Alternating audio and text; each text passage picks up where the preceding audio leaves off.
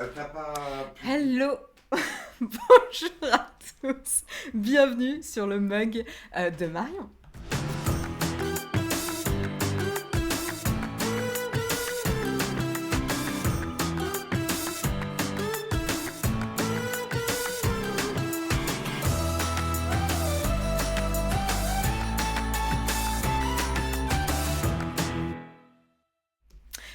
Bonjour à tous, j'espère que vous allez bien, je suis ravie de vous retrouver en ce mardi 28 septembre 2021, j'espère que vous avez la forme, mon premier mug de rentrée, on va tester un petit peu la nouvelle configuration, donc n'hésitez pas à faire là on va profiter un petit peu de l'intro pour faire quelques petits retours, alors a priori salut Samuel, me dit que le son est bon 5 sur 5 et je viens de réaliser que j'ai oublié de mettre les articles dans le Flipboard préparation Texcop, donc toutes mes excuses, je le ferai après l'émission pour toi Samuel.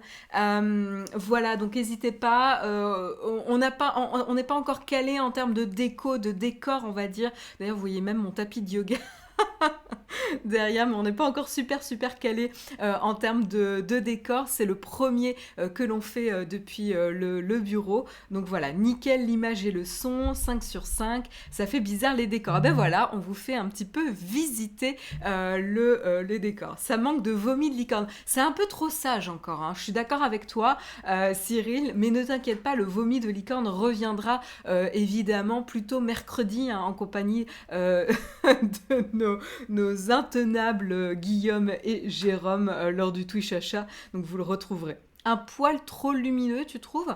Ah bon, bah écoute, chez moi ça rend plutôt bien, ça me permet d'avoir l'air réveillé. Voilà, Marion, t'embête pas pour les articles, c'est avant le live que j'en ai besoin. Ah ok, désolé Samuel, j'essaierai vraiment de faire attention pour les prochaines fois, mais voilà. Euh, Très bon choix comme tapis de yoga, il me fait de l'œil depuis un moment celui-là. Bah écoute, voilà, voilà, petite pub. Bon, mais sinon, il faut quand même que je vous raconte, vous avez pu le voir lors de la petite vignette, bah, j'ai des co-présentateurs. Voilà, on vous en avait parlé la semaine dernière, mardi, quand on s'était retrouvés pour le lancement du mug avec Jérôme et Guillaume. Et ben, il se trouve que depuis samedi, on coach des nouveaux présentateurs que Jérôme essaye de trouver pour on vous voilà, on vous fasse leur présentation. Ça n'a pas l'air super évident. Donc voilà, donc premier co-présentateur, c'est donc Mozza, co-présentateur numéro 1, entre presque 3 mois, hein, donc un petit peu jeune.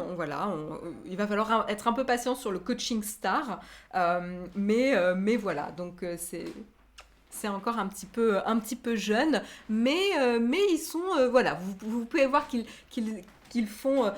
peuvent attirer la caméra, hein. Ils ont voilà un petit peu l'âge de star, il lui manque les petites lunettes, mais il a encore les yeux bleus, voilà, très joli, et il a envie d'aller jouer avec son co-présentateur que Jérôme essaye de me trouver sans succès. Donc voilà, donc son petit frère, a priori, n'est plus là. Je vais le laisser tranquillement reprendre sa vie et sa séance de jeu. Mais voilà, les chats, ça fonctionne toujours. La seconde Attention, c'est star le volant. qui arrive en volant, voilà, effets spéciaux incroyable pour vous présenter notre ami Cheddar. Voilà, donc on fait dans les fromages chez Naotech. Donc voilà, donc petit frère, enfin petit ou grand frère, hein, ça on ne sait pas l'ordre d'arrivée, hein, mais voilà, petit frère ou grand frère de Mozza. Donc voilà un petit peu les co-présentateurs que l'on aura sur la chaîne. Vous risquez un petit peu les voir, mais la séance de jeu est prioritaire, donc on va les laisser tranquilles pour qu'ils puissent aller terroriser son frère qui est derrière. Voilà, donc Cheddar, bienvenue. Cheddar, c'est avec 2D quand même, hein, on fait référence au fromage.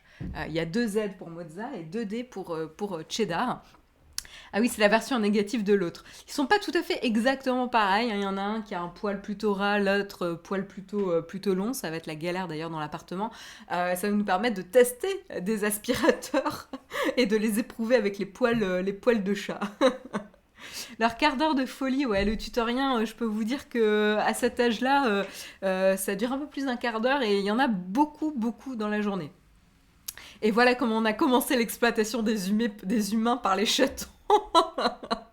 Non, mais vous voyez comment on essaie de vous amadouer un petit peu chez Naotech en vous montrant des images de chatons. Et ben voilà, vous verrez quand même le fail de la miniature, enfin de la vignette de la vidéo du mug ce matin, avec les chats qui sont flous, qui tombent de mes épaules, etc. On a essayé, mais c'était pas super présentable. Donc voilà. Tiens, maintenant, vous prenez le mardi. Eh ben oui, Manon, on a changé un petit peu de jour pour arranger les agendas de chacun, principalement le mien. Voilà, donc on s'est posé la question et je vais tester le mardi pour voir si c'est plus pratique pour moi. Donc voilà, en tout cas, je suis ravie de vous retrouver. Là, je vois des habitués, plein d'habitués et des nouveaux aussi dans la chatroom. Ça fait super, super plaisir de vous retrouver. Mais bon, voilà, il est 8h08. Je vous propose quand même un sub égale une croquette. T'es un peu radin, Léo, quand même.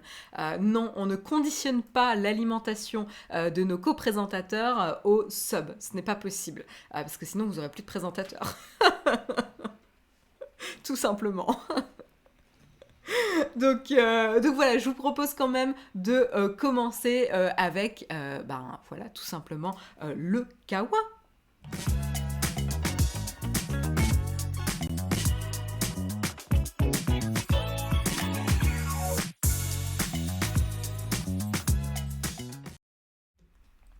Et voilà, je manque d'air, je panique, ok. Bonjour, j'ai des soucis raccord image son sur Apple TV 4K et sur appli iPhone. Bah merci Blackbird de partager ton retour. Je sais pas si tu as essayé de killer peut-être les apps et de revenir pour voir si ça persiste, mais on verra si d'autres personnes nous le signalent. Un grand merci en tout cas de nous le dire. Légère de synchro, a priori, confirme Naotech. Voilà, donc stay tuned en tout cas pour les présentateurs, co-présentateurs Cheddar et Mozza. Il est fort probable qu'ils fassent leur apparition dans les prochaines vidéos de la chaîne parce que voilà, ils vont prendre le contrôle. On le sait, hein, les chats dominent le monde et ça sera un petit peu le cas aussi de certaines vidéos. Voilà. Donc, quand même, de quoi on va-t-on parler ce matin? Parce qu'on est quand même là pour parler de tech, hein, ou presque. On va parler aussi show télé à un moment donné, mais on va quand même parler de tech. Alors, on va parler, donc je prends mon petit sommaire, on va faire un petit peu le point sur TikTok ce matin. Et oui, il vient d'atteindre 1 milliard d'utilisateurs mensuels. Et puis on va en parler, qu'est-ce que ça veut dire, la vitesse de croissance, etc. Où est-ce qu'il y a le plus d'utilisateurs dans le monde pour TikTok? On verra un petit peu, on prendra le pouls en tout cas de où est-ce qu'ils en sont aujourd'hui et peut-être leur futur plan. Voilà, on en parlera ensemble. On continuera en prenant des nouvelles, voilà, en faisant une petite mise à jour des réactions du Congrès et de la Chambre concernant l'annonce de Facebook de mettre en pause leur projet d'Instagram Kids suite à la publication du Washington Post. Je ne crois pas qu'on en ait trop parlé encore sur le mug. Donc voilà, on reviendra dessus quand même, c'est quand même une grosse affaire. Ensuite, on parlera de vie privée et comment vous pouvez être espionné par votre conjoint, ou vous pouvez espionner vos enfants, ou vous pouvez espionner vos employés. Vous pourrez être inquiet, stressé. Voilà, pour commencer la journée, c'est toujours bien de se faire une petite piqûre de stress. On le fera ensemble avec une société qui vous permet d'espionner vos proches. Et puis on parlera aussi de Google qui s'implante un peu plus sur l'île de Manhattan en faisant l'achat d'un grand bâtiment qu'il louait aujourd'hui. Vous allez me dire mais pourquoi on en parle? Parce que c'est quand même intéressant de savoir et de discuter de où les sociétés tech s'implantent aux États-Unis, quelles sont les conséquences et pourquoi ils ont fait ce choix. Ne vous inquiétez pas, on ne s'attardera pas non plus sur ce sujet-là. Et puis je peux vous dire que mes co-présentateurs ne sont pas très loin puisqu'ils sont à mes pieds, donc même si vous ne les voyez pas à l'image, voilà, sachez qu'ils sont avec vous en train de se battre au pied de la chaise. Voilà. Donc on continuera en prenant des nouvelles de Johnny Ive. Genevieve Hive, mais pas que, mais surtout de sa société Love From, son agence de design, et on verra quel nouveau contrat ils ont signé, et du coup, qu'est-ce qu'on peut attendre potentiellement de la collaboration avec une grande marque automobile. Donc on pourra faire des pronostics, puisqu'on n'a pas encore beaucoup d'informations, mais c'est quand même assez excitant. Et puis on parlera aussi de l'Australie et des drones de Google, ou en tout cas d'une société qui fait partie d'Alphabet. Donc vous savez, la filiale, enfin je perds mes mots. Ce qui chapeaute Google, quoi, la maison mère de Google, Alphabet. Et ben tout ce qui se passe actuellement, c'est que c'est la saison de nidification en Australie, la maison mère. Merci Shinro. J'ai une attaque de co-présentateur qui grimpe et qui a priori veut du coup être à l'écran. Non, non, il est là, il est juste assis si, non, hop.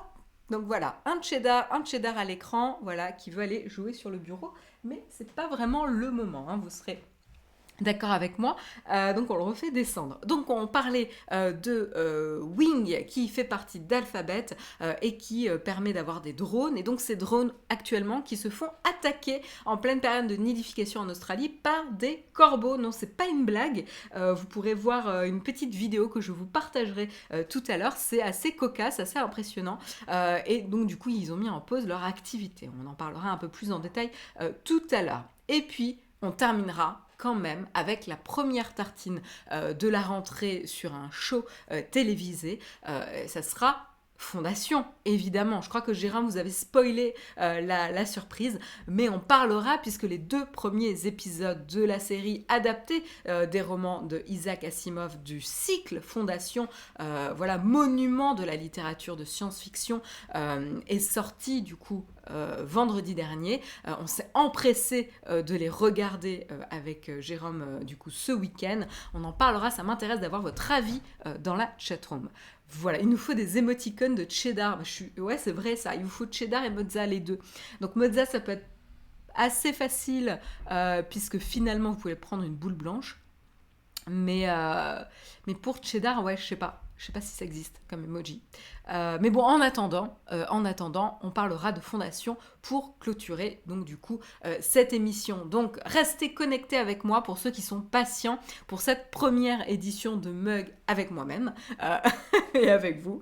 J'espère que vous allez être un peu patients, il faut que je me rôde un petit peu. Marion arrivera-t-elle au bout du mug malgré cheddar et mozza? C'est un vrai suspense. Écoutez, là pour l'instant c'est bien parti parce que ils ne sont plus à mes pieds. Donc a priori on est assez tranquille. Donc on va en profiter pour commencer le premier article du coup, et c'est TikTok. Et oui, comme je vous le disais durant le Sommarion, TikTok a franchi la barre. J'ai des rideaux qui bougent, donc ils sont pas partis du bureau. Donc pardon, il faut que j'arrive à ne pas être déconcentrée par tout ce qui peut se passer dans le bureau. Donc TikTok qui franchit la barre du milliard d'utilisateurs mensuels, donc ça veut dire que au moins une fois par mois les utilisateurs se connectent sur TikTok, donc ça veut dire qu'ils sont comptés comme utilisateurs actifs, hein, c'est juste pour qu'on s'aligne sur la définition d'utilisateur actif avec TikTok, et donc du coup ça représente un bond de 45% de ses utilisateurs mensuels. Donc évidemment, elle reste derrière YouTube, qui a 2,3 milliards d'utilisateurs, hein, pour rappel. Mais clairement, le confinement et la crise sanitaire a boosté évidemment l'adoption de TikTok. Voilà, les gens du coup cherchaient une manière de se reconnecter, d'échanger, d'avoir des relations sociales entre guillemets, de se divertir, parce que c'était quand même une période particulièrement angoissante, et donc on s'est un peu reporté sur les réseaux sociaux, et là TikTok en a bénéficié directement. Mais après c'est un petit peu en demi-teinte aussi, hein, parce qu'ils ont été aussi accusés de fake news, de contenu violent, sexuellement explicite. Ils ont également fait la promotion, alors pas TikTok en eux-mêmes, hein, mais les créateurs sur la plateforme ont fait la promotion de drogue et de chirurgie esthétique. Excusez-moi, ils jouent avec un surligneur vert et ça fait du bruit, mais je ne vais pas y avoir accès. Est-ce que vous entendez? Ok, c'est tombé par terre. Je ne pourrais pas Dites-moi, sinon Jérôme fera une opération commando pour récupérer le surligneur dans le bureau, mais j'ai les chats qui jouent avec ça par terre. Donc voilà, TikTok, voilà, ils ont quand même été au cœur de polémiques, en plus société chinoise, hein, donc aussi ils ont été dans le collimateur de Donald Trump, on en a parlé l'année dernière, donc finalement ils ont pu voilà, serrer les dents et attendre que la tempête passe. Euh, Merci à mon assistant Jérôme qui coach nos co-présentateurs pour être un peu plus sages, mais qui va pas m'aider à rester sérieuse en me les remettant sur les épaules. Euh, voilà, donc voilà, on a des cascadeurs. Hein. Cheddar à ma gauche est quand même un peu plus cascadeur que Mozza, qui vous voyez redescend tout de suite, et que du coup Cheddar le suit parce que comme ils sont frères et qu'ils veulent jouer ensemble, non, ils sont pas très à l'aise. Hein. Mozza, attention de pas tomber. Ah. Donc là, je perds mon dos, clairement. Qu'est-ce que tu veux faire? Hop, tu veux descendre? Excusez-moi, un petit interlude chaton. Hop, décide-toi. Voilà, bureau. Ah, on a quand même, hop, hop, hop, je vous le montre quand même, un Mozza dans toute sa splendeur. Alors, je suis toujours là. Désolée, j'ai Cheddar qui a marché sur le Stream Deck et qui m'a éteint ma lumière et qui rejoue. Alors, une chute de Mozza, un surligneur qu'on confisque. Excusez-moi. Hein. Voilà, tout va bien. Donc, je suis encore un petit peu trop éclairée parce que du coup, j'ai rallumé la lumière. On refait les réglages. Voilà. Alors, est-ce que Cheddar va niaquer les fils? Pour l'instant, ça va. On ne niaque pas. Non. Ça a l'air tentant quand même. Hein. Bon, Mozza qui en a marre du live, ouais. Ils sont complètement fondus ces chats. C'est des chatons, donc ils font que des bêtises. C'est un peu le concours de la pire bêtise possible. Je sens la tentative de saut sur l'étendoir derrière avec le linge. Non, c'est bon. Pour l'instant, c'est sage. Ça miaule, mais c'est sage. Donc, je disais où j'en étais. Donc voilà, ils ont été quand même au cœur des polémiques, on en a parlé, ils étaient un petit peu dans le collimateur de Donald Trump, on en a parlé. D'ailleurs, Satya Nadella, quand il repense à cette période où justement ils ont été contactés a priori par TikTok pour travailler ensemble, avoir un partenaire américain, avoir un partenaire sur le sol américain pour justement contrer les attaques et la méfiance des États-Unis, du gouvernement américain. Satya Nadella se rappelle de cette époque et il disait que c'était quand même assez étrange. C'est un des projets les plus étranges et surprenants sur lequel j'ai pu travailler. Alors il y avait quand même des synergies intéressantes, on va dire, entre TikTok et Microsoft, parce que bon, TikTok était quand même cloud-based, enfin basé sur le cloud, qui utilisait énormément l'intelligence artificielle avec tout ce qui est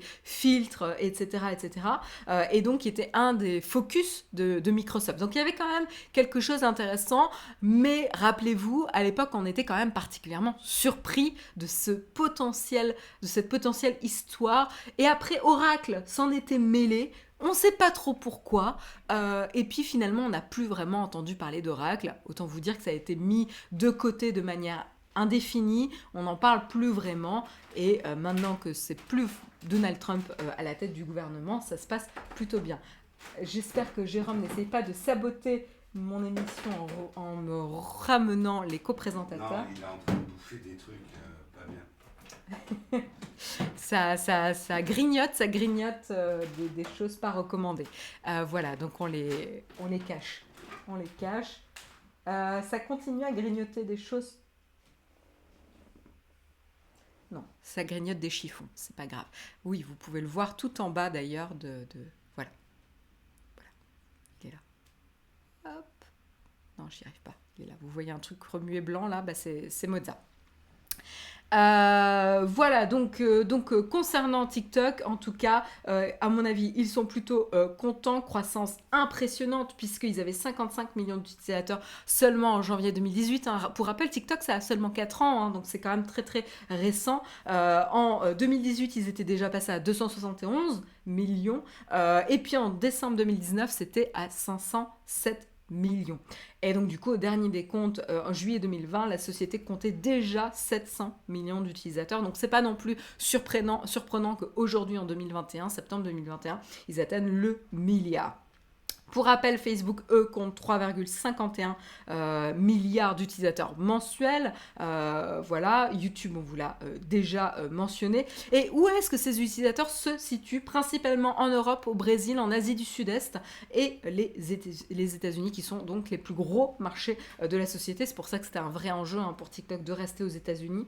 Voilà. Ce qu'on a vu arriver aussi dernièrement, c'est des clones de TikTok. Évidemment, c'est la course aux réseaux sociaux, et à la croissance des utilisateurs sur ces plateformes-là. Et donc, du coup, entre YouTube et Facebook, ils essayent tous, du coup, de récupérer ces utilisateurs TikTok un peu plus jeunes que vous et moi, je suppose, que moi, très certainement, que certains d'entre vous dans la chatroom, j'en suis sûre aussi. Et donc du coup, YouTube a lancé, c'était quand mi-juillet, YouTube Shorts, donc un service qui a été déployé jusqu'ici dans plus de 100 pays quand même. J'étais même pas au courant, c'est pour vous dire, je suis complètement passée à côté de YouTube Shorts. Mais en gros, voilà, c'est des formats courts de vidéos pour pouvoir concurrencer justement TikTok. Mais Facebook n'est pas en reste, puisque également eux, ça je m'en rappelle, ils avaient sorti un petit clone de TikTok qui s'appelle Instagram Reels, donc pas vraiment avec Facebook, mais Instagram, qui fait partie évidemment de Facebook. Mais voilà.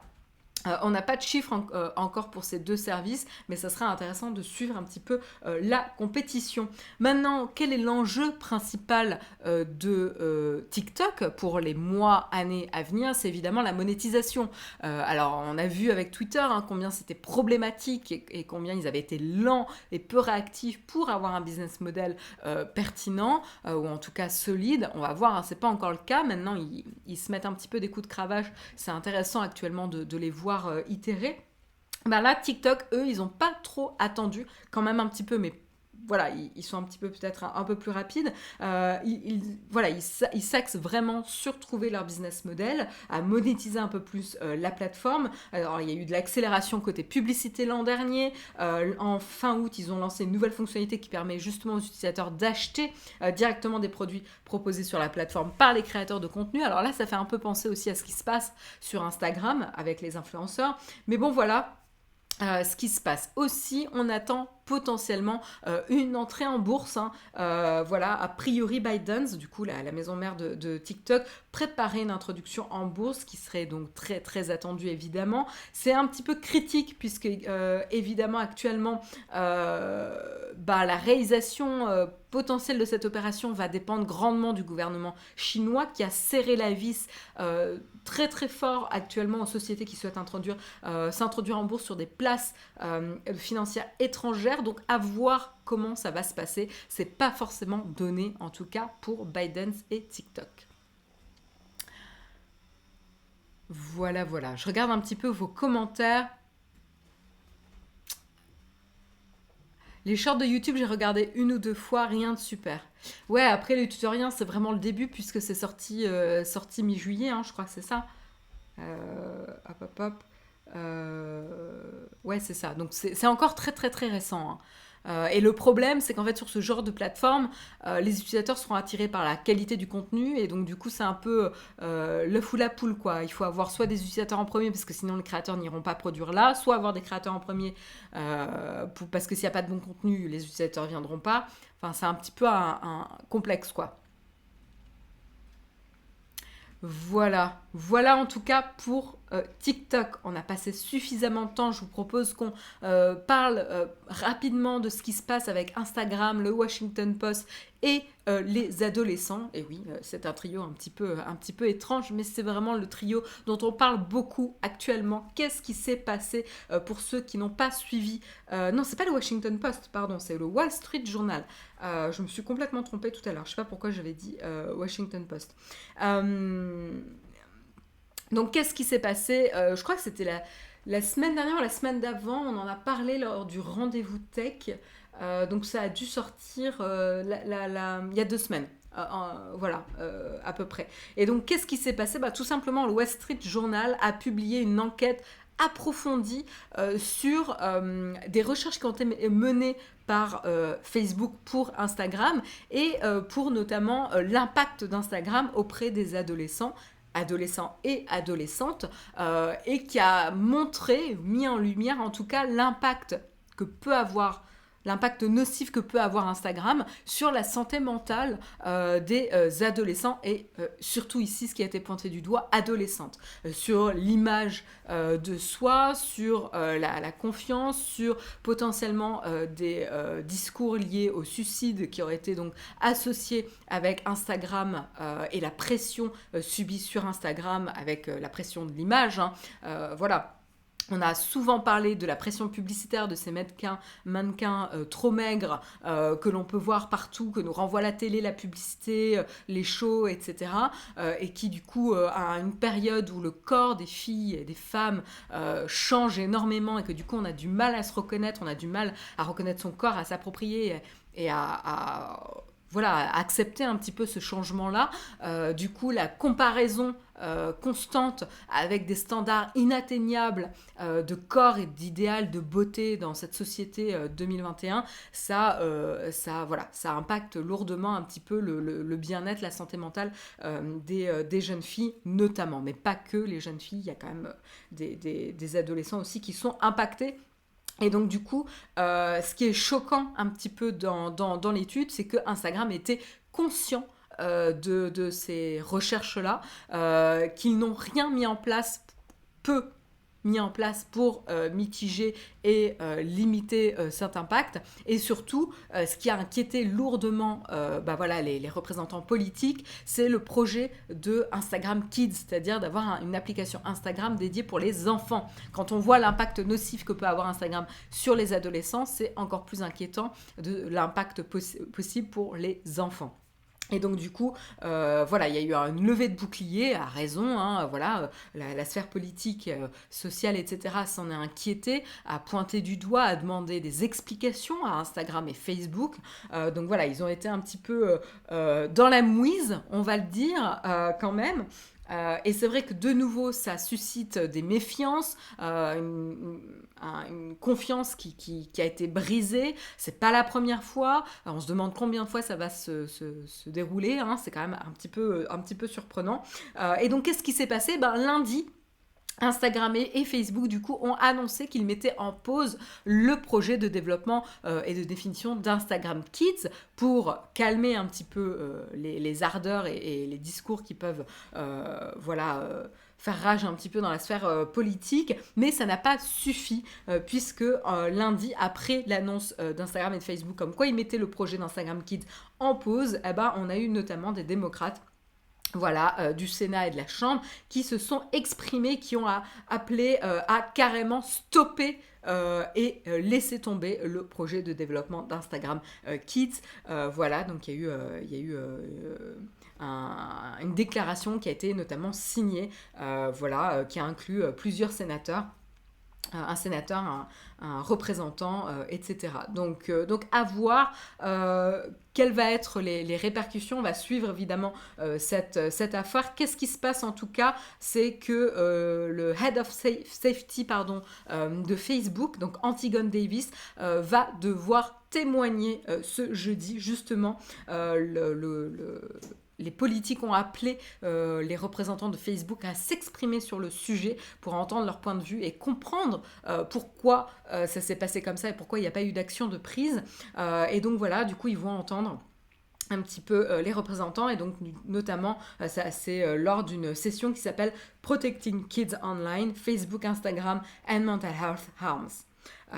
Donc on vous tiendra au courant évidemment s'il y a des choses intéressantes qui se déroulent lors de cette session.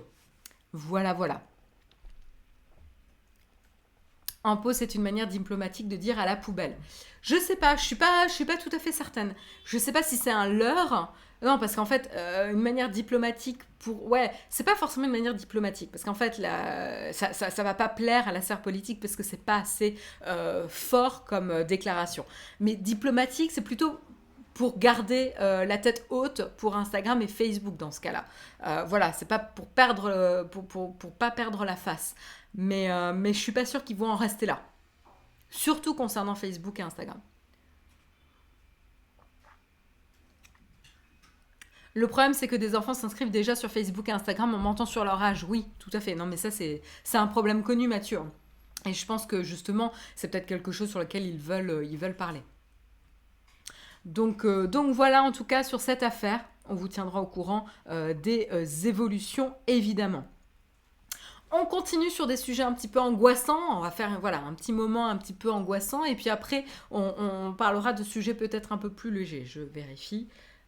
Ouais, c'est plus léger. Voilà. À part l'attaque de corbeau, voilà, qui pourrait en stresser certains qui font des cauchemars encore avec les oiseaux d'Hitchcock. Mais à part ça, voilà. Donc on continue avec le dernier petit sujet angoissant du jour, c'est qu'est-ce qui se passe actuellement. Eh ben, il devient très très très facile de trouver des logiciels qui vous permettent d'espionner proches, conjoints, enfants ou même vos employés, hein, si vous êtes un employeur. Comment ça se passe? Ben, ce sont des logiciels qui sont faciles à dégoter finalement sur le net. Ce sont des mouchards numériques, on les appelle aussi stalkerware, voilà pour la version anglaise, qui est capable une fois installé de vous renseigner sur les activités, les contacts, les messages ou les sites visités de vos cibles. Donc voilà, ça fait un peu flipper. Alors je ne vais pas mentionner le nom du logiciel qui est le sujet de l'article d'aujourd'hui parce que je ne veux pas vraiment leur faire de la pub. J'étais un petit peu partagée ce matin entre vous parler de ça parce que c'est quand même de l'information sur les problèmes que l'on peut trouver en ligne et des outils malveillants que l'on peut trouver en ligne. Mais d'un autre côté, je ne veux pas non plus leur faire de la pub. C'est pour ça que je ne mentionnerai pas le nom de la société en question. Voilà, donc c'est vraiment... il se présente vraiment de manière très officielle pour quiconque souhaite espionner les activités quotidiennes de sa femme, de son mari, de ses enfants, de ses employés ou de son amant. Voilà, au moins ils sont très très clairs, ils n'ont aucune honte. Pour rappel quand même, voilà, l'espionnage de l'intimité des proches ou de leurs subordonnés est interdit par la loi. Voilà, petit rappel, merci Nancy, il faut quand même se rappeler que c'est interdit. Donc c'est à vos risques et périls pour ceux qui souhaitent faire ce genre de cybersurveillance domestique qui constitue du coup une nouvelle forme finalement de violence numérique. Et c'est important, je pense, d'en parler puisque ça peut avoir des conséquences extrêmement graves. Voilà. Donc ce n'est pas quelque chose d'anodin d'espionner ses proches.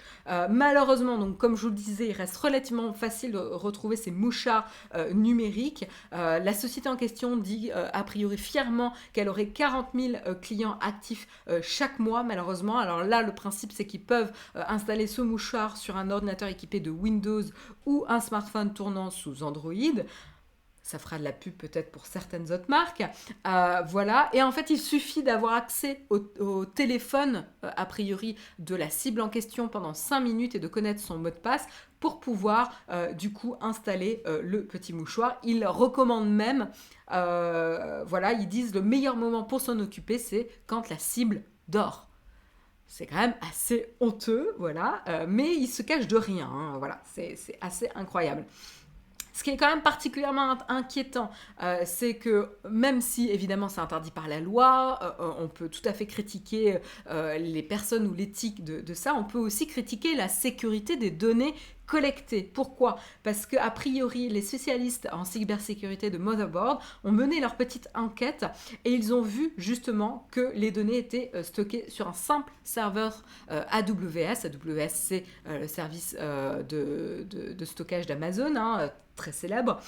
Donc des serveurs non sécurisés dans ce cas-là, des serveurs simples AWS, et accessibles via une simple URL sans aucune identification requise.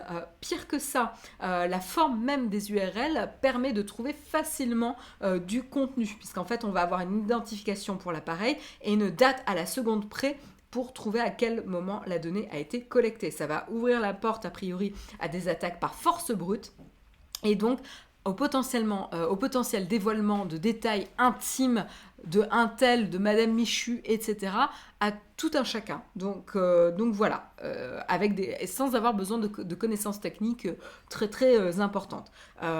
Dernier point qui est affligeant, c'est que ce mouchard peut être essayé gratuitement pendant 7 jours. Donc vous pouvez enfreindre la loi gratuitement pendant 7 jours en espionnant vos proches ou vos employés, donc soyez avertis là-dessus. Donc voilà, c'est quand même assez triste d'avoir ce genre de choses, c'est pas surprenant, mais c'est assez triste d'avoir ce genre de choses qui soient installées. Donc la morale, c'est garder votre mot de passe de smartphone pour vous, ne donnez pas le Touch ID ou le Face ID de votre smartphone à votre conjoint. Jérôme, il va falloir qu'on revoie notre sécurité de couple. mais voilà. Voilà, faites attention en tout cas à vous et rappelez-vous que c'est évidemment une infraction à la loi. Merci beaucoup Exorus qui offre un abonnement à La Moirode. J'espère que La Moirode, tu pourras en profiter pleinement. Voilà.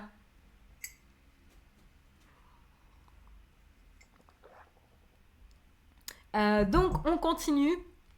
Tranquillement, on va continuer en prenant des nouvelles de Google et de New York. Voilà, qu'est-ce qui se passe ? Eh bien, a priori, les grosses sociétés tech, ou en tout cas les GAFAM, s'exportent un petit peu de la côte ouest des États-Unis pour venir s'implanter un peu plus solidement sur la côte est. Et oui, donc là, c'est le tour de Google. Google qui va payer 2,1 milliards de dollars pour faire l'acquisition de bureaux new-yorkais sur l'île de Manhattan. Plus précisément, c'est donc le St. John's Terminal qui est situé dans le Hudson Square, au sud-ouest de Manhattan, près de la rivière Hudson. D'ailleurs, c'était là où je restais, moi, quand j'avais travaillé un petit peu à New York pendant quelques mois. Les locaux avaient l'air très sympas de Google, ils sont assez énormes, et donc ils prévoiraient a priori d'ouvrir un campus de 123 000 mètres carrés pour en faire son siège du coup new-yorkais, spécialisé dans la vente et les partenariats. Donc c'est pas des nouveaux locaux, parce qu'en fait aujourd'hui ils les louent déjà, ils vont juste en faire l'acquisition. Donc en fait, ils ancrent vraiment leur présence sur l'île de Manhattan en faisant carrément l'acquisition du bâtiment. Donc nouveau siège stratégique pour Google, mais c'est pas le seul, puisque depuis 2 ans, on a pas mal de GAFAM qui donc s'attaquent à la Big Apple, puisque en 2019, c'était Amazon qui faisait l'acquisition de bureaux dans le Queens, et puis ensuite, on a eu notamment Facebook qui avait signé un bail pour louer des bureaux de 205 000 mètres carrés proche de l'Union Square. Voilà, donc ça c'est intéressant puisque les GAFAM représentent 1/4 de la capitalisation de la bourse américaine et donc ils ont un intérêt stratégique. Donc New York a un intérêt évidemment, mais ils ont un intérêt stratégique aussi à s'implanter à New York. Pourquoi ? Tout simplement, New York est devenu un peu le fief des médias et de la publicité. Voilà, donc c'est intéressant d'être implanté à New York. Et puis aussi, New York est quand même réputé pour être la ville où il y a un brassage culturel et de talent assez remarquable. New York, on le dit souvent que c'est un peu la moins américaine des villes américaines aux États-Unis. Et donc du coup, parce qu'en fait, il y a un brassage culturel et un dynamisme artistique assez incroyable, parce que voilà, plein de personnes qui ne sont pas américaines viennent à New York, et donc ça en fait un berceau de talent assez intéressant, très attractif du coup pour ces sociétés tech, voilà, qui sont toujours en recherche de talent. Même si du coup on travaille de plus en plus à distance, etc., ça reste quand même intéressant. Donc voilà pour l'implantation. On suivra un petit peu si c'est une tendance qui se confirme. On a parlé pas mal aussi des effets qui se passaient à San Francisco, voilà, négatifs de l'augmentation des loyers à cause des sociétés tech, etc., qui faisaient fuir toute une certaine population qui n'avait plus les moyens du coup de subvenir au montant, enfin de pouvoir se permettre de payer les montants requis sur les loyers, etc., dans la zone de San Francisco. On verra un petit peu l'évolution, si c'est peut-être ça confirme peut-être une perte de vitesse de la Silicon Valley et de la zone de San Francisco. Voilà pour le petit moment géographie et achat de bâtiments.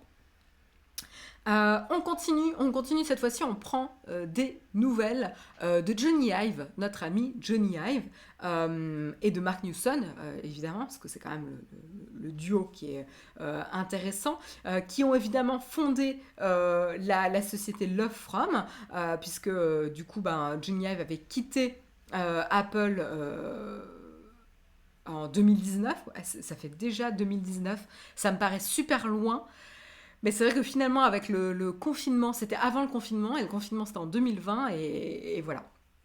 La crise sanitaire, ouais. Donc c'est assez fou comment le temps passe. Et ouais, c'était déjà en 2019. Donc ils avaient fondé leur propre agence de design. On avait peu de détails sur cette agence de design. On en a encore très très peu.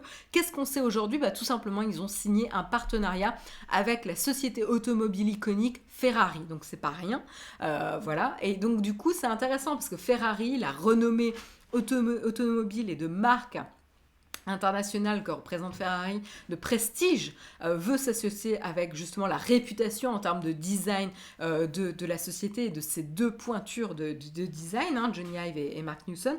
Donc c'est assez excitant. On a peu de détails sur qu'est-ce que représente leur partenariat. The Financial Times, a priori, dit que le partenariat inclurait notamment des contributions qui concerneraient la première voiture électrique de Ferrari, qui prévoit d'introduire, de présenter en 2025.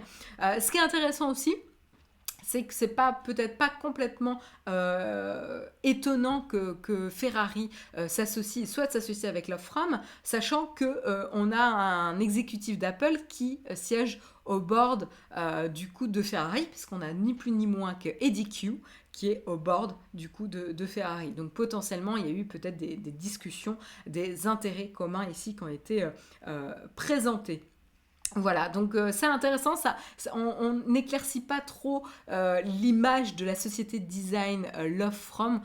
Tout ce qu'on sait, c'est qu'en tout cas Ferrari est la deuxième grosse boîte très très connue à signer un partenariat, puisque l'année dernière c'était Airbnb qui avait signé un partenariat. On attend encore de voir les fruits un petit peu de ces collaborations pour voir un petit peu, pour mieux cerner un peu l'impact que peut avoir la société Love From pour ces boîtes.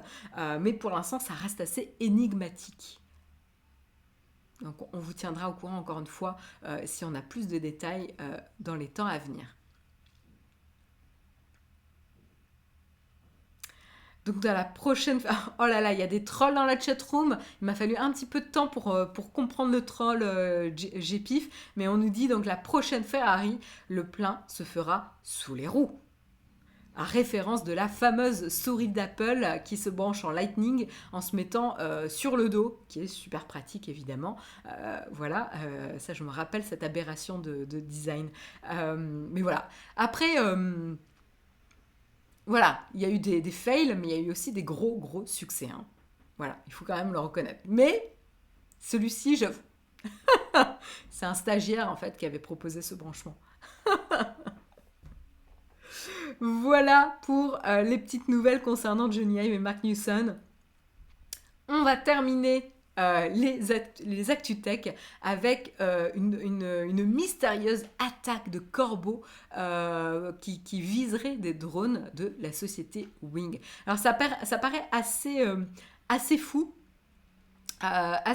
Mais il y a une petite vidéo. Alors, j'ai pas vérifié d'où provenait particulièrement la vidéo. C'est Business Insider, a priori, qui nous le partagerait. Je vais vous la montrer. Je vais juste m'assurer j'ai pas de son, c'est bon. Je vais vous la montrer. Donc il me faut l'iPad, hop, voilà, donc là vous voyez l'iPad, je lance la petite vidéo, donc là vous voyez le drone, ici là, tout simplement, donc on le voit voler tranquillement, faire sa petite course, voilà, pour l'instant tout va bien, grand ciel bleu, rien d'inquiétant, mais à un moment donné, on va avoir un oiseau qui arrive et qui attrape une des queues du drone, qu'on voit d'ailleurs qui porte son petit paquet, hein, et qui s'attaque dessus. Et ensuite, le drone qui a réussi à rester stable et qui délivre le paquet. Donc voilà, donc là on voit, donc c'est bon, là rien, il n'y a pas eu de drame. Pas de catastrophe, pas de catastrophe pardon, à déplorer, heureusement. Mais quand même, c'est assez impressionnant de voir des corbeaux carrément attaquer des drones de cette manière-là. Et donc du coup, qu'est-ce qui s'est passé? Et donc c'est la société Wing, comme je vous disais, un service de livraison par drone lié à Google, qui fait ses activités donc notamment en Australie, pas que, mais notamment en Australie. Ils officient aussi en Finlande, aux États-Unis. Et en fait, qu'est-ce qu'ils livrent?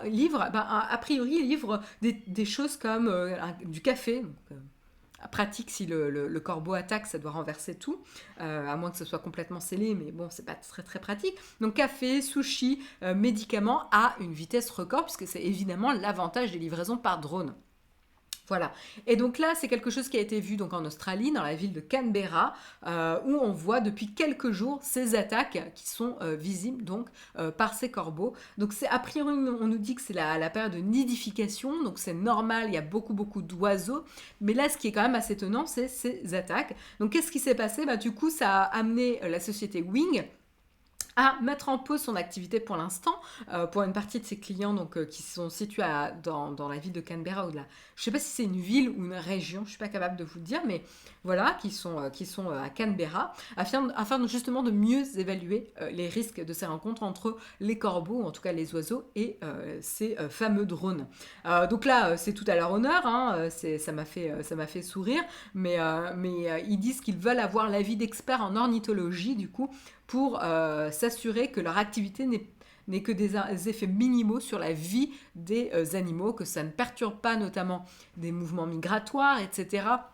Donc à voir ce qui va se passer, mais en tout cas, pour l'instant, ils ont mis en pause leurs activités. En tout cas, ce qui est assez intéressant aussi, c'est que l'activité a explosé de la société Wing grâce à la crise sanitaire, puisque du coup, ça a largement poussé à la demande de ce type de livraison. On pouvait moins sortir, on était encouragé à rester chez nous, etc. Et donc, du coup, les gens étaient moins occupés, donc du coup ça a amené pas mal de gens à acheter des choses, etc. Pardon.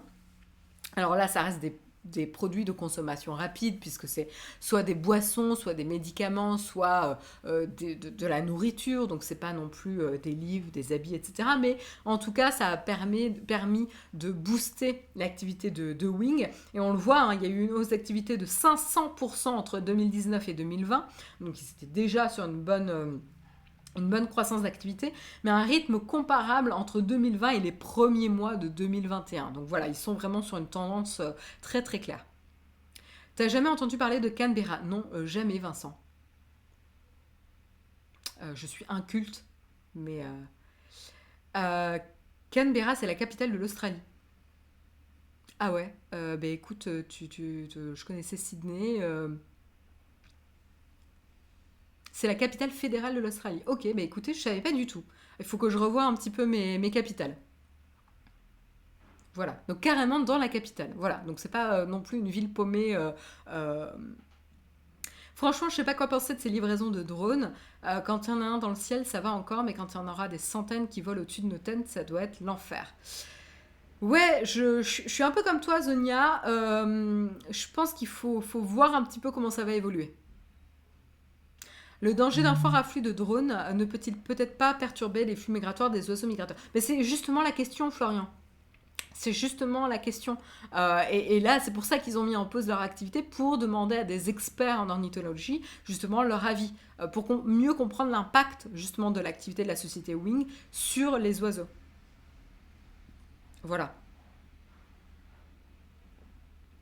Donc pour l'instant, on ne sait pas, on n'a pas plus d'infos. Mais c'est quand même assez impressionnant, la vidéo est assez impressionnante. Les oiseaux migrateurs sont pas plus hauts. Je suis pas capable de dire, Vincent, je m'y connais pas assez pour te répondre. C'est très bruyant, les drones aussi. Mais je trouve que Claricule, alors oui, là on voit hein, dans la vidéo, si vous la regardez chez vous, parce que là je peux pas vous partager le son, dans la vidéo on entend, hein, c'est très très bruyant en effet, mais en même temps il reste à une altitude où le son se fait pas trop attendre, il y a que le moment où ils descendent finalement qui est bruyant, et finalement c'est assez pratique parce que ça permet de savoir quand il y a eu une livraison d'effectuer, mais c'est de moins en moins brillant, je trouve, les drones. En tout cas, les drones grand public, on va dire, donc beaucoup plus petits, beaucoup moins puissants, qui ne peuvent pas soulever ce genre de poids. Ils ont fait des grands progrès en termes de son, je trouve. Parce que j'étais assez surprise la dernière fois, j'en avais croisé un, et en fait, je ne l'ai pas entendu jusqu'à ce qu'il soit vraiment au-dessus de moi, quoi. Donc ça, c'était assez même flippant, j'ai envie de vous dire. Voilà pour les drones. Je lis un petit peu vos commentaires.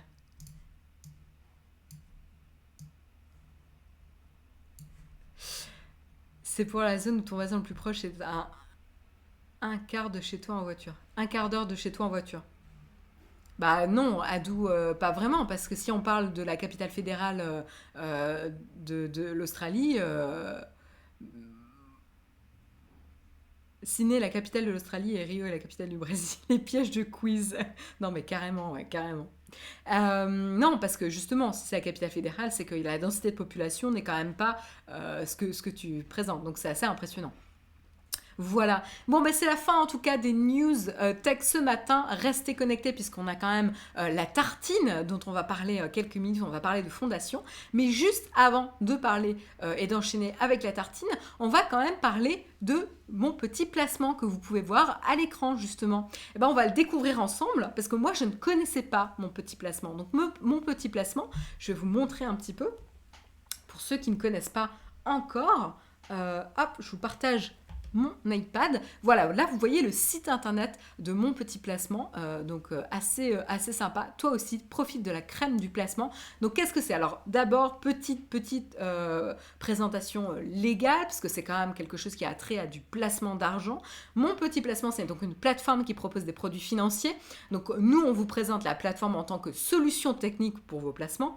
Mais évidemment, l'équipe du Mug et de Naotech ne vous donne aucun conseil d'investissement. D'abord, on n'est pas du tout expert dans le sujet et c'est pas non plus le but.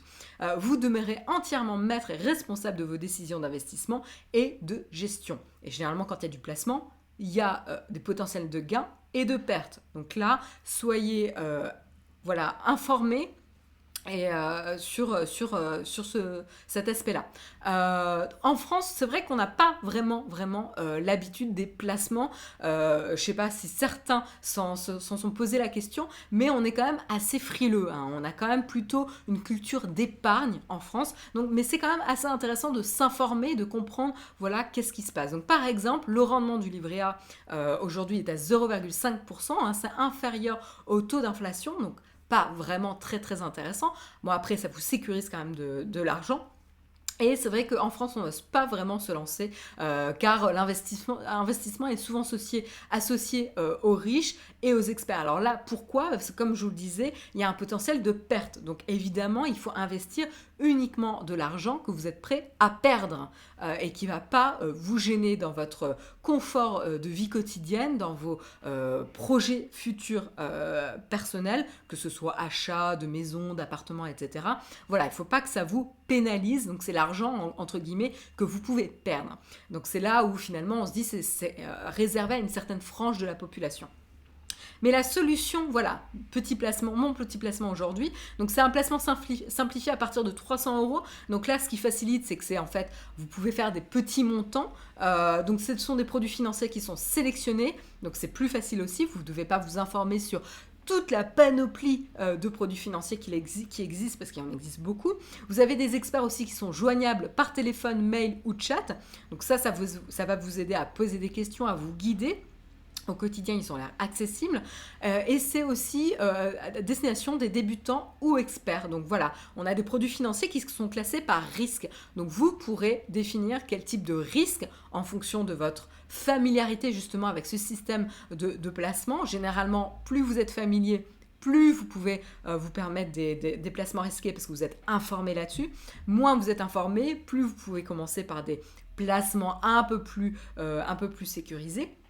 Voilà, donc vous pouvez gérer le taux de risque et vous pouvez investir en accord avec vos valeurs, c'est-à-dire climat, égalité, santé et tech. Et ça, moi, je trouve que c'est quelque chose d'assez sympa de ne pas placer juste pour la notion de gagner de l'argent, mais c'est aussi investir et placer pour soutenir des causes qui vous importent, des choses dans lesquelles qui sont alignées avec vos valeurs et auxquelles vous croyez. Et ça, je trouve ça particulièrement intéressant parce que si vous y croyez, si ça correspond à vos valeurs, vous allez être plus enclin à vous renseigner. Et c'est un peu la clé de ce type de placement. Donc voilà, donc si vous souhaitez en savoir plus, vraiment rendez-vous sur le site internet que vous voyez affiché à l'écran, monpetitplacement.fr. Pour répondre du coup à un petit questionnaire, ça va vous déterminer tout simplement quel type de profil d'investisseur vous êtes et donc du coup vous faire des recommandations adaptées si vous êtes expert ou plutôt débutant, etc. Et qu'est-ce qui vous importe. Et vous pourrez profiter aussi d'une réduction de 30% sur vos commissions à la performance la première année en vous inscrivant avec le code NOWTECH. Voilà, donc ça c'est partagé grâce à Samuel. Merci d'avoir partagé le petit message. Donc voilà pour notre placement ce matin. Mais vous voyez, j'ai découvert en même temps que vous. Moi, je trouve ça intéressant quand même qu'il y ait des services accessibles pour comprendre les impacts du placement. Je suis très orange. Du coup, on va augmenter un petit peu la lumière. Voilà. Là, j'ai une tête un peu moins orange. Voilà pour le petit partenaire et on les remercie de soutenir évidemment l'émission. Je vous propose de terminer tranquillement avec la tartine.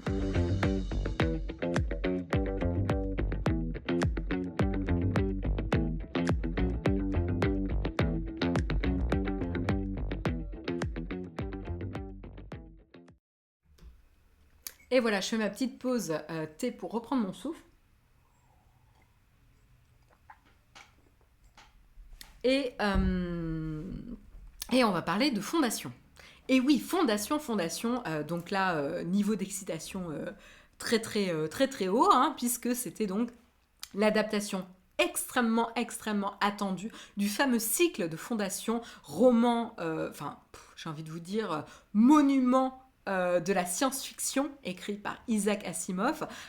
Donc ça a été publié plutôt dans les années 50 jusqu'en 1992. Donc vous voyez que ça s'est étalé sur des dizaines d'années.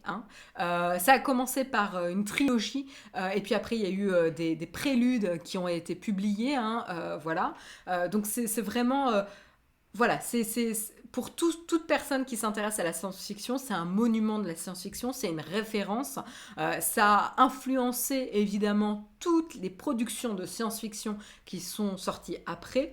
Donc les commentaires, c'est un peu comme Dune qu'on a pu voir, mais tous les commentaires du genre Star Wars ils ont copié sur Fondation, Dune a copié sur Star Wars ou Fondation a copié sur Star Wars, etc. En fait c'est plutôt l'inverse, mais voilà, donc c'est un monument de la science-fiction qui a évidemment influencé tous les créateurs dans le domaine après, que ce soit dans les romans, dans le cinéma, etc.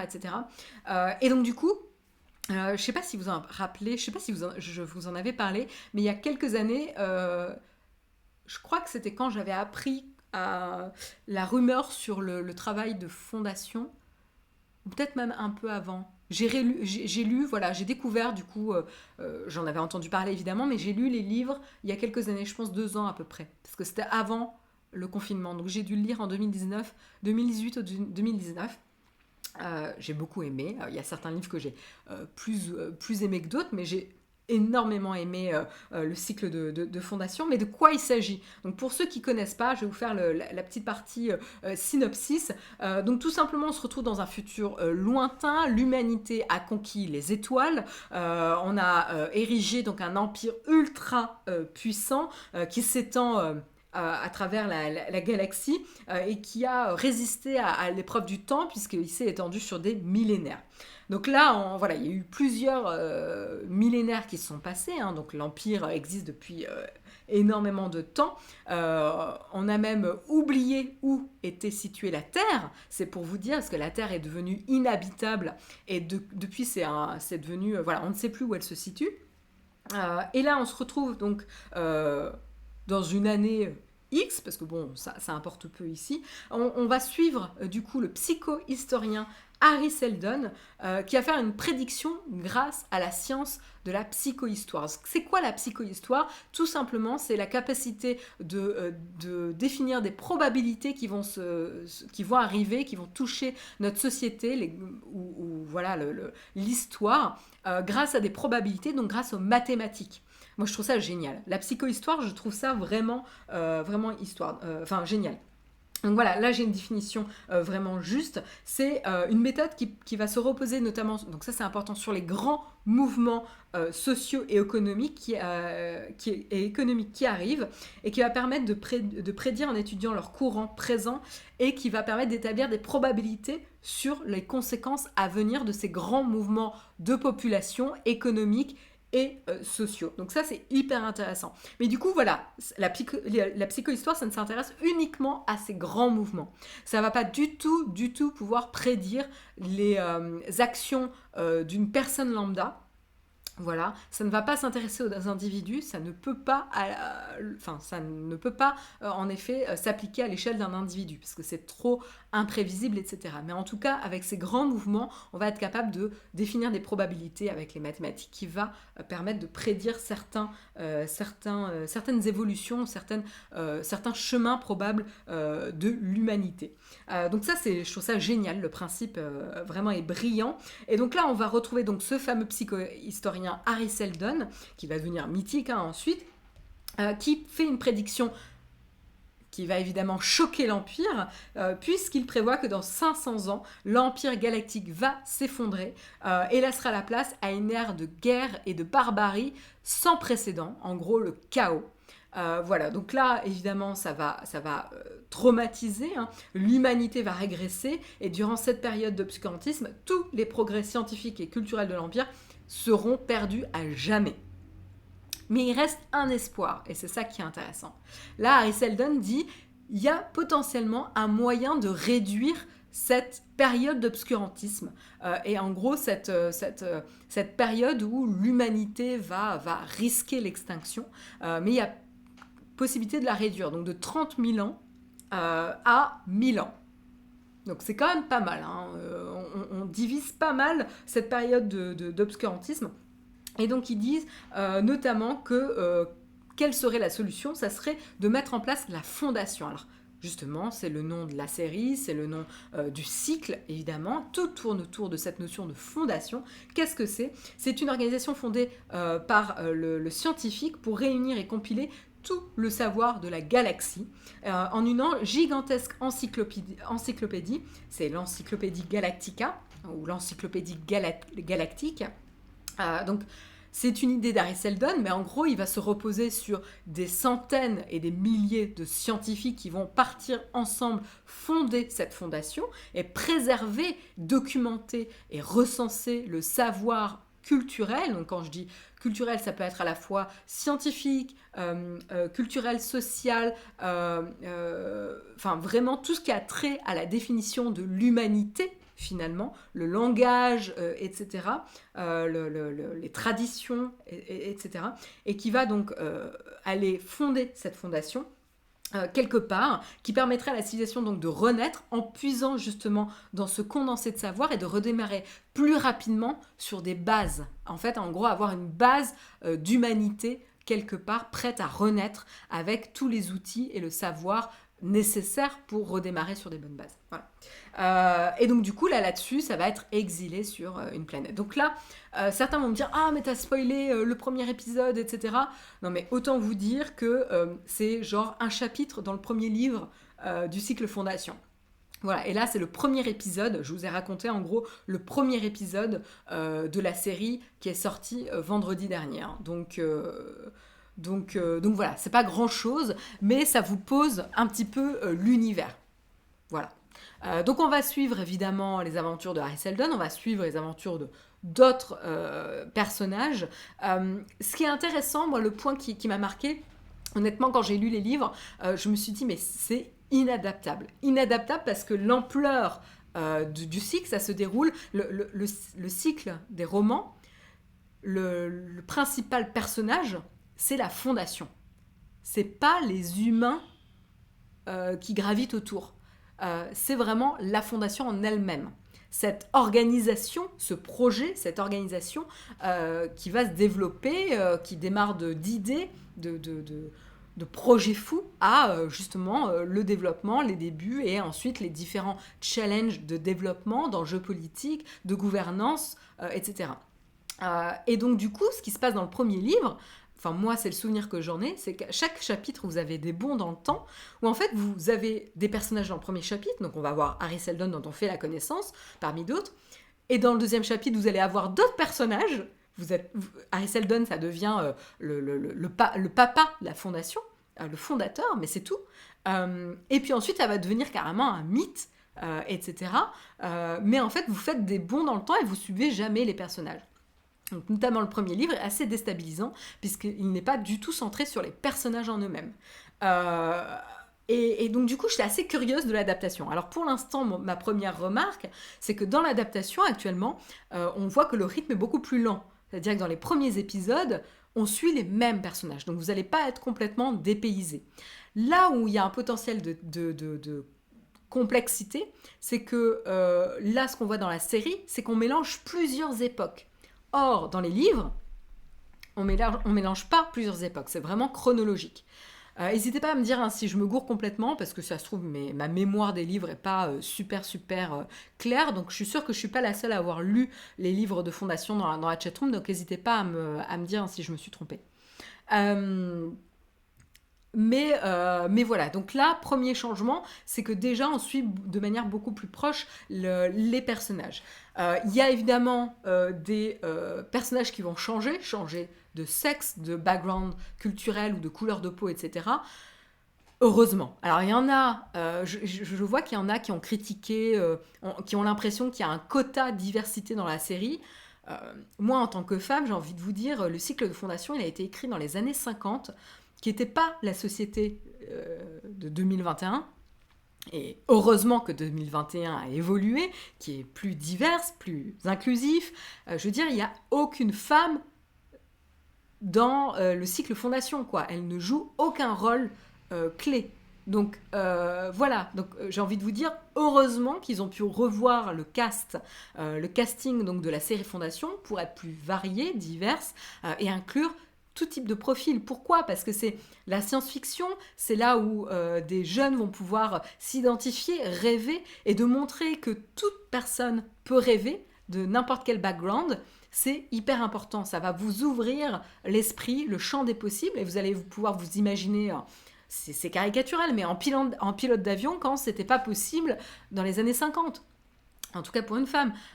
Donc voilà, c'est important. Ça donne peut-être l'impression d'être un peu forcé, et c'est peut-être un peu le cas, mais c'est pour faire évoluer les mentalités et permettre aux générations futures de se projeter et de se dire qu'ils ont accès à tout.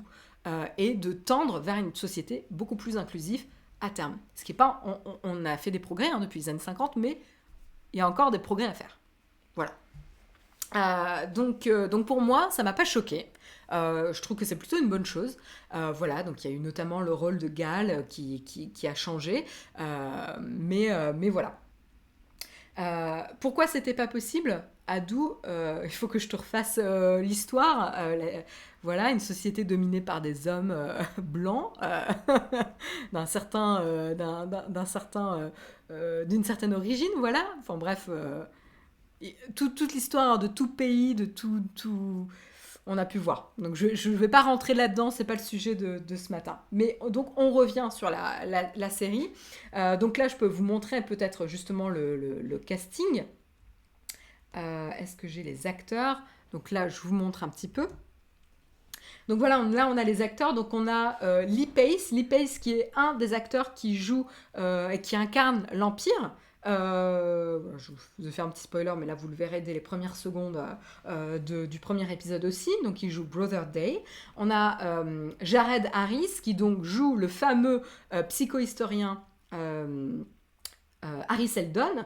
On va suivre un des personnages qui a l'air d'être un des personnages principaux, c'est Gal Dornick, voilà, qui est originaire d'une autre planète et qui va rejoindre le psychohistorien Jared Harris, parce que ça a l'air d'être une personne avec un cerveau qui pense de manière différente et qui va savoir être l'unique personne à savoir comprendre et décoder justement le travail de psychohistoire de Harry Seldon.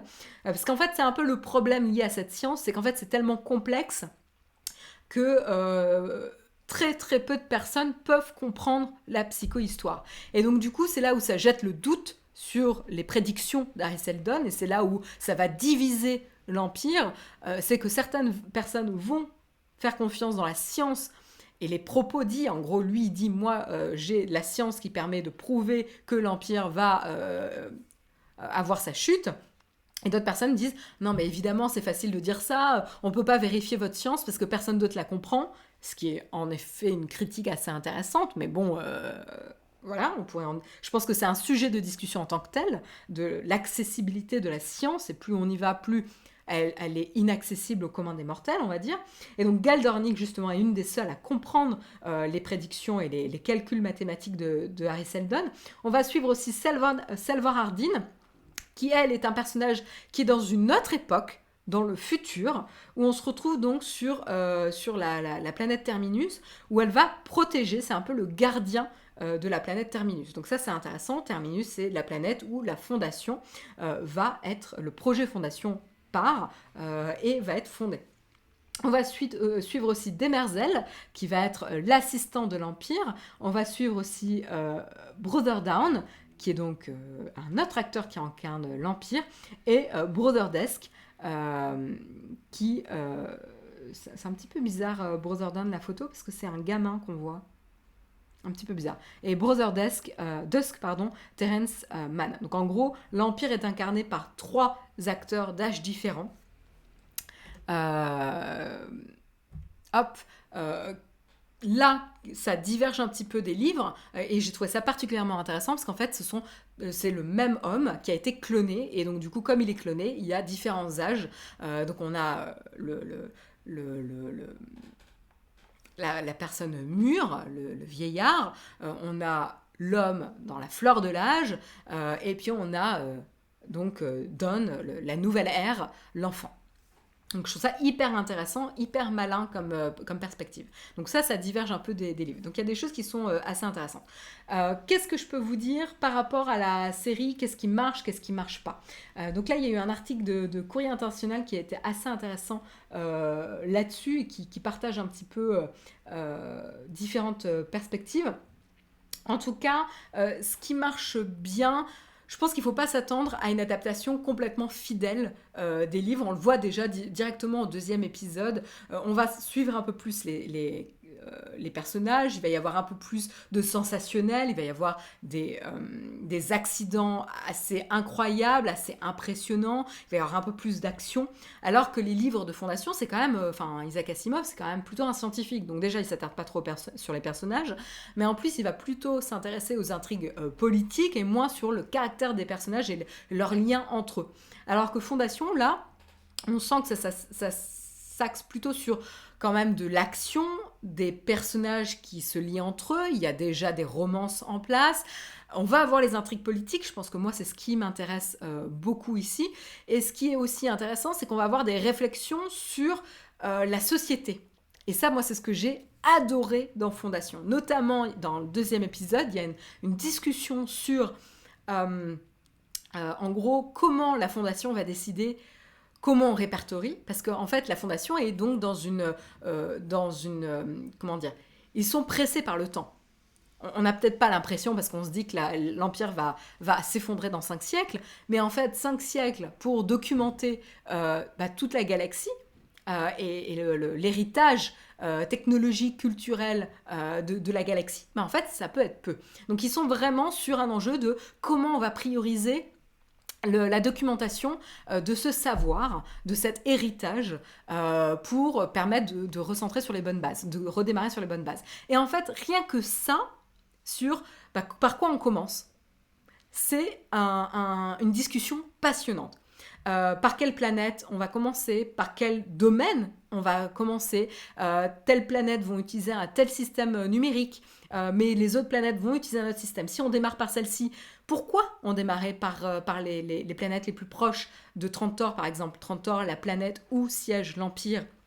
Est-ce que c'est parce que c'est le centre de l'Empire aujourd'hui, mais est-ce que ça fait sens de documenter justement le centre de l'Empire qui va s'échouer, qui va chuter? Ou est-ce qu'en fait, ça serait plus divers et inclusif de documenter des échantillons disséminés de manière aléatoire dans la galaxie pour représenter un échantillon, enfin avoir un échantillon représentatif de l'héritage culturel et scientifique?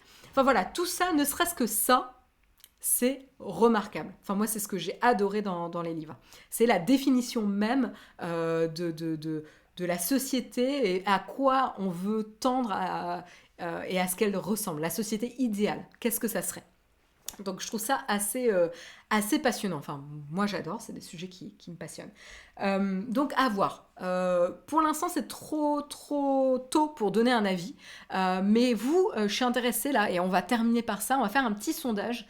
On va voir si je me rappelle comment faire un sondage. Je suis pas sûre en fait. Là, je suis sur OBS et je suis pas sur Twitch. Donc, je sais pas si je peux faire un sondage.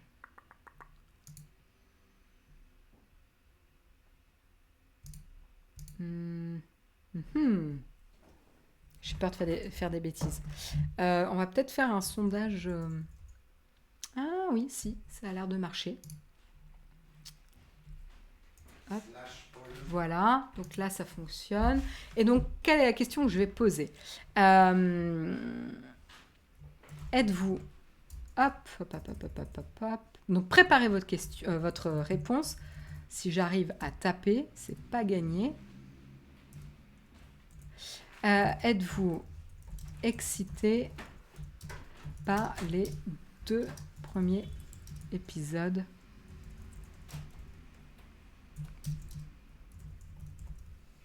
de Fondation? Je peux pas mettre de point d'interrogation, mais il y a un point d'interrogation à la fin. Très...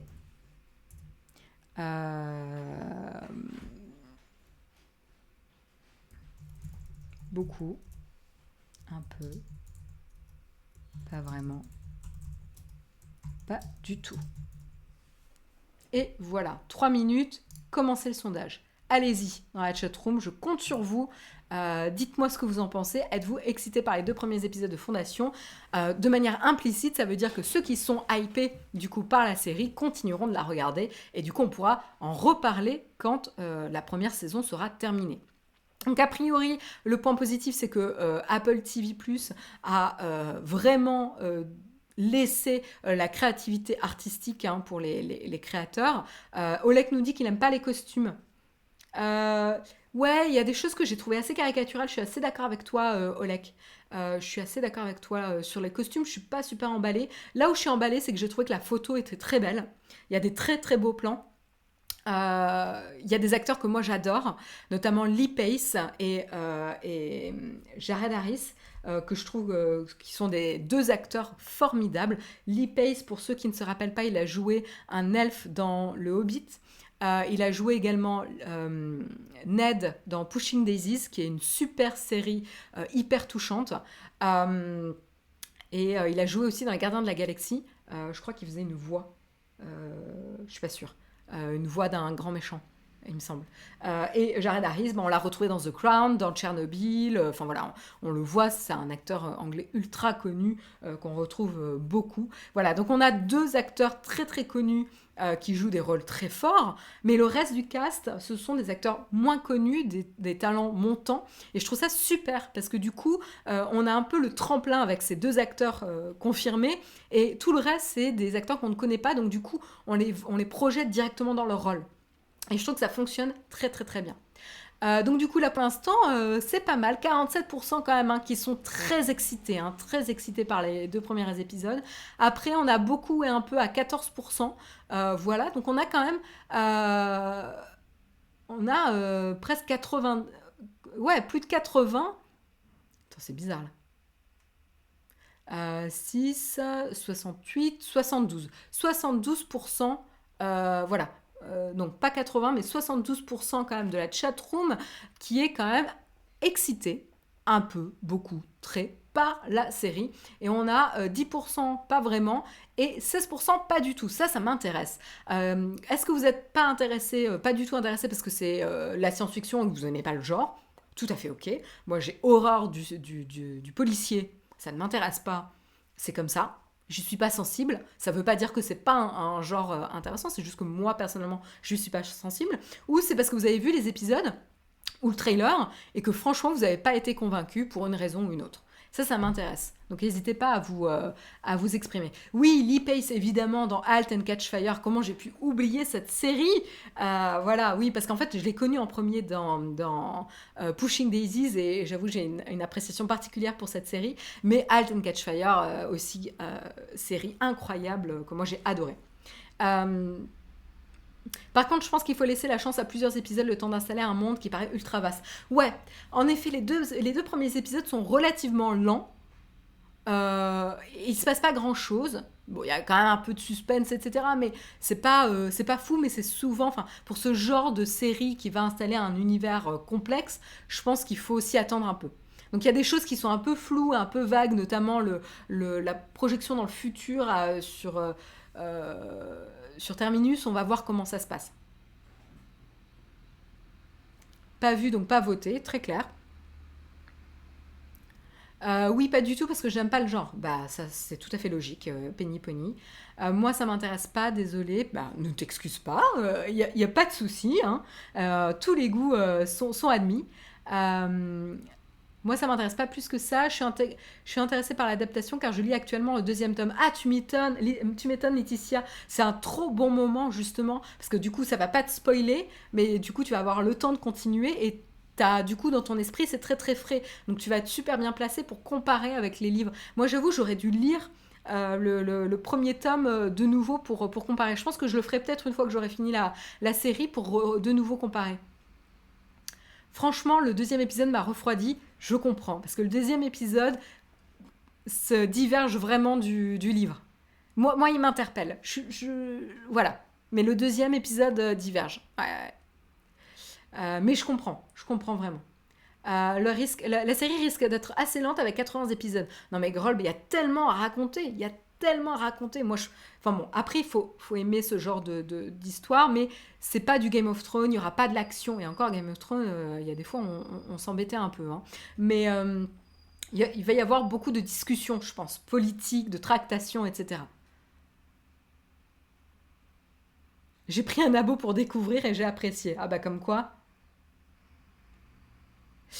Ouais, les livres, il n'y a pas beaucoup d'action, c'est pas très très visuel, ça s'accroche pas trop au personnage, c'est vraiment risqué en adaptation fidèle, c'est vraiment casse-gueule. Hein. Euh, donc à voir. Je vais d'abord lire les bouquins. Franchement, Pierrot, ça se tient. Le premier livre de Dune est quand même moins lent. Il faut que je lise Dune, je l'ai pas encore lu, on en discutait avec Jérôme la semaine dernière. L'héroïne est un peu chiante, Miss Parfaite. Je suis d'accord avec toi, je suis pas super convaincue par l'héroïne pour l'instant. Mais bon voilà, je pense qu'on est hypé. Il est 9h25. On va terminer l'émission avec mes co-présentateurs. J'espère que tu les as pas réveillés quand même.